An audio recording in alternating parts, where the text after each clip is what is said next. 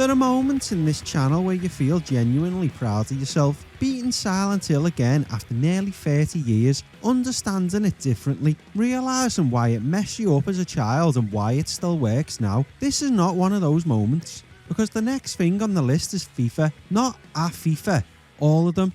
11 games, 11 years, 11 slightly different fonts on the same idea.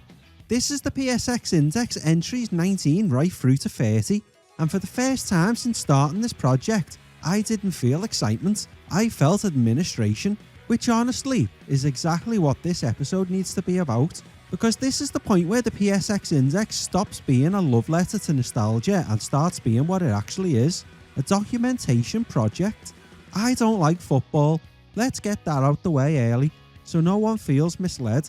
I don't follow teams, I don't watch matches, I don't understand why people get emotional about formations. If you asked me to name a classic FIFA moment, I'd probably panic and say the menus. And that makes this episode important, because the PlayStation 1 wasn't built around my taste, it was built around what sold, and FIFA sold everything.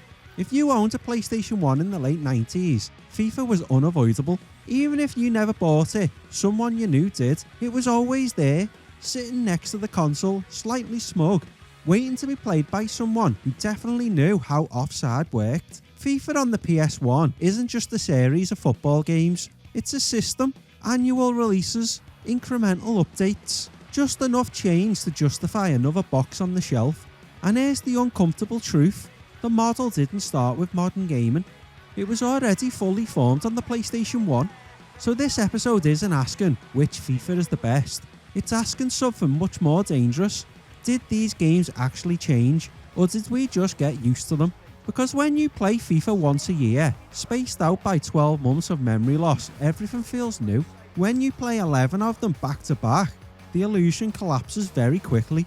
And that's where this becomes interesting. Even if you hate football, this isn't a deep dive. I'm not going to pretend I mastered tactics. I'm not going to explain formations like I know what I'm talking about. I'm not going to suddenly discover a lifelong appreciation for midfield control. This is a sweep, a controlled, honest, slightly wary march through every FIFA game released on the PlayStation 1 to answer one simple question. What did FIFA actually mean to this console? Because love it or hate it, FIFA helped define what the PlayStation was for millions of people. Not Spyro, not Silent Hill, not even Final Fantasy. FIFA, the game you bought every year because it was safe, because it was familiar, because it worked. I'm playing it now, knowing how many sports games still lie ahead in this challenge. This feels like a turning point. No bizarre madness, no cartoon comfort, no psychological horror, just green pictures, whistles, and the slow realisation that this challenge was never going to be all cult classics and fond memories. This is the first episode that feels like work, which means we're doing it properly.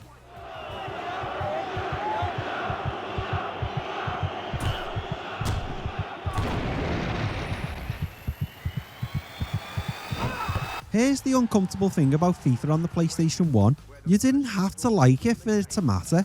In fact, FIFA's greatest strength on the PS1 wasn't passion, it was inevitability. This was the era where consoles stopped being toys and started being household objects. Something that lived under our TV permanently, something everyone in the house had an opinion on, even if they never touched the controller, and FIFA fit that role perfectly. It was safe, recognisable, parent approved. If Spyro was something you begged for, and Silent Hill was something you probably shouldn't have been playing, FIFA was the game your parents understood. Football on the telly, but interactive. Yeah, that seems fine, and that matters more than we'd like to admit. Because FIFA wasn't selling itself as a game, it was selling itself on a continuation of something people already liked. Same teams, same players, same sport they'd just watched on Saturday. No learning curve required, which meant FIFA became the default PS1 game in a lot of houses. The one that stayed plugged in, the one your uncle picked up the controller for, the one your mate's dad insisted on trying. That kind of cultural saturation doesn't come from innovation, it comes from familiarity, and FIFA absolutely nailed that.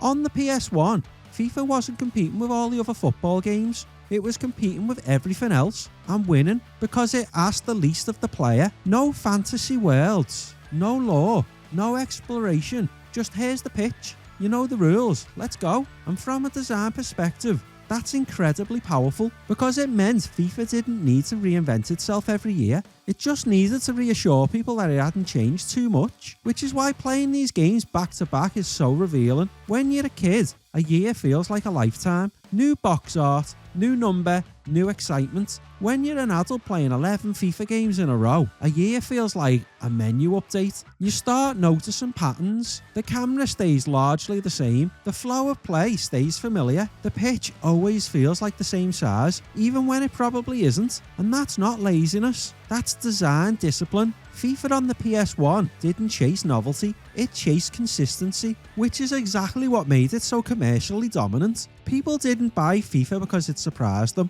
they bought it because it didn't. There's also something important about where FIFA sits on the PlayStation 1 timeline. These games arrive early, they keep coming, they don't stop when the console gets weird. While other games experiment, mascots, RPGs, survival horror, FIFA just continues. Same release window, same promise, which means FIFA becomes a measuring stick for the console itself. Early PS1 FIFA looks rough because everything did. Late PS1 FIFA looks slicker because the machine had matured, but the core experience barely shifts. And that's why FIFA is such a perfect lens for this challenge. Because if the PSX index is about understanding what the PlayStation 1 really was, not just what we remember, you can't ignore the games that sold the most copies and demanded the least explanation. FIFA is the PS1's equivalent of plain bread. Not exciting, not offensive, reliable. And when you eat it once a year, you don't question it. When you eat it 11 times in a row, you start noticing the texture, which is exactly why this episode exists. Not to judge FIFA, not to praise it, but to finally look at it without nostalgia doing the heavy lifting. Because love it or hate it, FIFA didn't just exist on the PlayStation 1, it helped define what normal gaming looked like. And that influence doesn't just disappear because I don't enjoy football. So let's talk about the actual scale of what we're dealing with here. On the PlayStation 1, FIFA wasn't just a side project, it wasn't an experiment, it was a routine.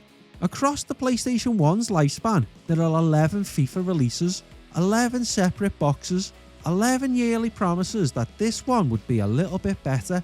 And to be clear, this isn't me exaggerating for effect. 11 is a lot. That's not a few sequels. That's a commitment. By the time you reach the later entries, FIFA has been on the console longer than most franchises manage to stay relevant, which means something interesting happens when you line them all up. Not physically, although that's also intimidating, but mentally. Because the moment you decide to play them back to back, you stop thinking of them as individual games. They blur into phases. You don't say, oh, this is FIFA. You say, oh, this is early FIFA. This is the smoother one. This is the one where the menus feel nicer, but I can't explain why. The identity shifts from the title to era, and that alone tells you how FIFA functions on the PlayStation 1. These games weren't designed to stand alone. They were designed to sit in a sequence. Each one assumed you either played the last one or didn't care enough to notice the difference, which, statistically, that was most people. Playing them now in order, you can feel the release cadence baked into the design. Nothing ever swings wildly, nothing ever risks alienation. Every change is incremental, almost polite, and that politeness is fascinating because most PlayStation 1 franchises were chaotic. Mascots reinvented themselves, genres mutated, developers threw things at the wall. FIFA didn't. FIFA arrived every year, nodded respectfully, and said, hello again, you know how this works. And the console welcomed it. What really hit you is when you stack all 11 together is how little space there is between them conceptually. The pitch stays familiar, the camera behaves the same way, the rhythm of play feels immediately recognisable. Your hands remember what to do before your brain catches up, which is efficient but also slightly unsettling because it means FIFA trained players not to expect change. It trained them to expect maintenance. And again, that's not an insult, that's an explanation. These games weren't chasing innovation, they were chasing trust. Trust that this year's FIFA wouldn't embarrass you. Trust that it would work when your friends come over. Trust that it wouldn't require relearning anything. And when you're 12 years old, That trust feels comforting. When you're 36, playing 11 of them in a row, it feels like a pattern you can't unsee. You start noticing how often menus rearrange themselves just enough to feel new, how commentary shifts tone without really changing substance, how animations get smoother, then stop improving.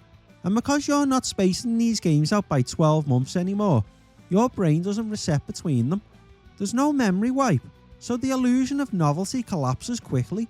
That's where the humour starts sneaking in, because after the third or fourth FIFA in a row, you catch yourself thinking things like, did I already play this one? No wait, the font's a little different. Which is not how these games are usually meant to be experienced, but it is exactly how this challenge forces you to experience them. And that's the value here, not judgment, not ranking, not declaring a best FIFA, just exposure. Seeing the series as a continuum, not a collection of highlights. 11 games. By the time you reach the later FIFA games on the PlayStation 1, something very clear has happened. The series has stopped evolving, not because it's broken, but because it's finished what it set out to do. These later entries are smooth, menus load quickly, presentation leans harder into TV style framing, crowds are busier, replays look nicer, everything feels professional. And yet, if you drop the controller into the hands of someone who'd played FIFA 2 or 3 years earlier, they'd be playing comfortably within minutes. No relearning, no shock. That's not an accident. This is FIFA in maintenance mode. Animations are refined rather than redesigned. Movements feel tuned rather than rethought. Physics are adjusted just enough to justify the box. And playing these back to back removes the final layer of illusion. You start noticing how often the same animations loop, how tackling feels functionally identical from game to game, how the pitch, no matter how many times it's retextured, always feels the same size. There's no wow moment here, just reassurance. And again, that is the point. These games weren't chasing innovation, they were chasing trust. Trust that nothing would be weird, trust that nothing would feel off, trust that this year's FIFA wouldn't embarrass you in front of your friends. From a business perspective, incredible. From a back-to-back marathon perspective, you begin to feel like you're playing updates rather than games, which is fine, as long as you weren't expecting revelation. By the final PS1 FIFA entries, the console itself is the limiting factor. You can feel the engine pressing against the hardware boundaries. Animations can't get much smoother, crowds can't get much more dense, the camera can't get much more cleverer, so FIFA does what FIFA always does, it holds the line, and in doing so, it quietly hands the baton to the next generation. One console, a design philosophy that never really blinked. And before we even get into how they play, that alone tells you something important about FIFA on the PlayStation 1. It wasn't trying to be remembered individually, it was trying to be remembered annually, which is a very different goal. The early FIFA games on the PlayStation 1 have one overwhelming advantage. They exist in 3D. That's it. That's the pitch. And in the mid to late 90s, that alone was enough to sell millions of copies. You'd have to remember the context here, because it's easy to be cruel with hindsight. Before this, football games were flat, top down, or locked into stiff side-on perspectives. Suddenly, FIFA on the PS1 shows up and says, here's the pitch, here's the crowd, you're in the stadium now. And everyone collectively went, yeah, alright, I'm in. Player models are generous, arms slightly too wide, legs slightly too stiff. Everyone running like they've got shin pads taped directly to the sole, but at the time, it looked incredible. This was the era where realism didn't mean accuracy, it meant depth. The camera floats behind the action, the pitch stretches out in front of you, the crowd exists as a moving, noisy suggestion, and your brain fills in the rest. Gameplay wise, these early FIFAs are loose, very loose. Passing feels more like intention than precision. Tackles are optimistic. Shots either dribble politely into the keeper's arms or rock it off like you've offended the ball personally. But here's the key thing, none of that mattered, because early PS1 FIFA wasn't about control mastery, it was about representation. This was the first time football felt like football on a home console for a lot of people. Not mechanically, emotionally, you could see the shape of the pitch. You could feel the flow of play even if the ball physics disagreed, and that illusion carried the experience. Menus were basic, commentary was functional at best, Crowd noise looped aggressively, but again, context. This wasn't trying to simulate real broadcasts yet. It was trying to convince you that this was the future, and for a while, it succeeded. Playing these early entries now, back to back, there's a strange charm to how earnest they are. They're not over-designed, they're not bloated with modes. They just want you to get onto the pitch as quickly as possible, kick off, play football and repeat. And because the series was still establishing itself, you can feel the experimentation bubbling under the surface. Camera tweaks, animation changes, subtle attempts to make things feel smoother. Not all of it works. Some matches feel like they're being played on ice. Some collisions feel less like tackles and more like vague agreements between two polygons. But the intent is clear. These early FIFAs are laying down the rules. This is how FIFA plays. This is the speed. This is the rhythm. And once that foundation is set, it never really moves again, which makes these early entries strangely important. They're clumsy, yeah, but they define the ceiling and the floor for everything that follows. Every later FIFA on PS1 is just refining this idea. Smoother animations, cleaner menus, more convincing crowds. But the soul of the thing, it's already here. And if you were a kid in the late 90s, sitting cross-legged in front of the TV, controller in hand, this was magic. Even if, looking back now, it sometimes feels like football being played by mannequins who recently learned what knees are for. Here's the part no one ever really talks about. Playing FIFA occasionally is fine. Playing FIFA 11 times in a row does something to your brain. Not in a dramatic way, not in a this broke me way. More like a gentle flattening. After the third or fourth game, something switches off. Not boredom, familiarity. Your hands know what to do before you think about it. Your thumbs move automatically. You stop reacting to moments and start expecting them. Kick off, pass again, miss a tackle, recover, repeat. Goals stop feeling special. Replays blur together. Crowd noise becomes white noise you only notice when it suddenly cuts out. And this is where something important clicks. These games were never meant to be played like this. They were designed to be played 1 year at a time, spaced out by life. School terms, seasons, new kits, new conversations in the playground or at work. Playing them all at once removes the emotional spacing that makes them feel different, which is strangely revealing, because when you strip away the yearly anticipation, what you're left with is a muscle memory. FIFA trains you gently, quietly, repeatedly. By the halfway point of this marathon, I wasn't really thinking anymore. I was operating. Matches happened, results occurred, I moved on. And that's not a criticism, it's a design achievement. These games don't demand emotional investment. They allow you to bring exactly as much attention as you feel like offering, which is probably why they are so popular. You could play FIFA tired, distracted, with people talking to you. You could drop in for 10 minutes or lose an hour without noticing. But when you compress 11 years of that experience into a short window, the truth becomes unavoidable. FIFA isn't about moments, it's about continuity. And once you see that, you can't unsee it. By the end of this run, I wasn't angry, I wasn't frustrated, I was oddly calm. Like I'd just completed a very long, very polite conversation. And honestly, that calm might be FIFA's greatest achievement.